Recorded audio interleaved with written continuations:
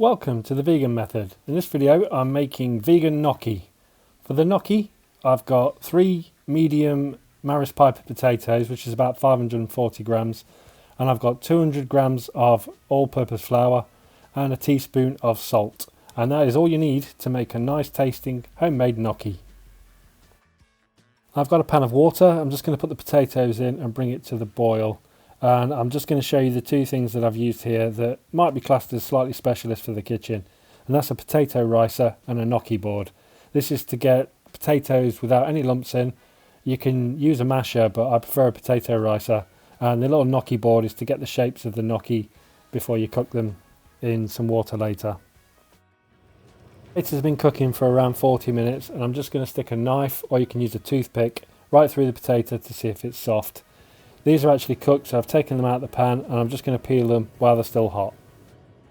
I've cut the potatoes in half, and that's just to fit them through the potato ricer, and as you can see in a second, when it goes through the ricer it comes out really fine with no lumps.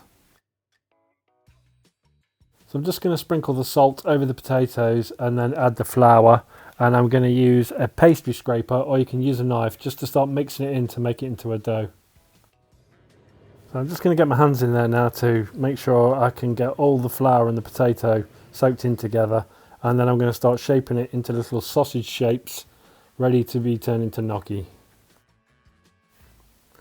The next thing is to get the pastry scraper and just chop it into little pieces, and that'll be roughly the same size if you can, and then I'm going to take the gnocchi board and run each piece over the board to give it the shape of gnocchi. If you do have a gnocchi board, it's best to flour it before you run the potatoes over the board. If you don't have a gnocchi board, you can use the back of a fork. All the gnocchi shapes are done. I'm going to get a clean pan of water, bring it to the boil, and then add the gnocchi to the pan, and when it floats, you know it's cooked. Gnocchi will grow in size when it's cooked as the potatoes expand and the flour expands, and it takes on a little bit of that water. So what I've done is drained it, and I'm just going to add some pesto to the bowl, and I'm going to add some soy chicken and have pesto, gnocchi and chicken.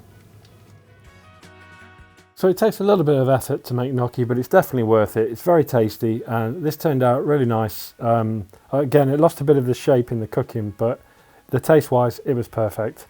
As always, thank you very much for watching. Please feel free to like, subscribe or leave your comments below.